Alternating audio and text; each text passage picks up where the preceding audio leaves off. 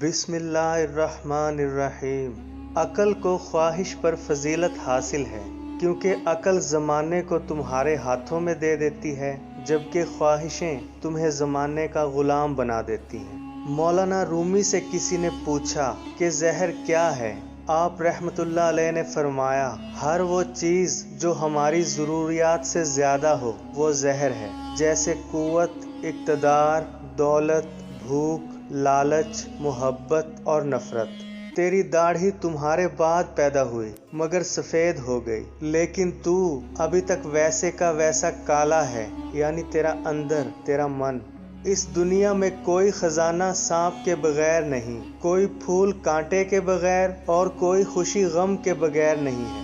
अकल कब्र से आगे नहीं देख सकती, कब्र से आगे इश्क का कदम उठता है, और इश्क एक जस्त में ज़मानो मकान वाली कायनात से आगे निकल जाता है।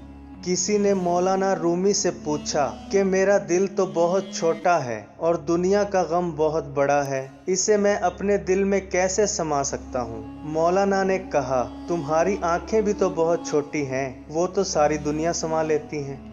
दानाई का ताल्लुक बालों की सफ़ेदी से नहीं, अकल और तजर्बे से है। दिल स्याह हो तो दाढ़ी के सफ़ेद बालों की क्या वक़्त। अपने दिल को उस वक्त तक तोड़ते रहो जब तक ये खुल ना जाए।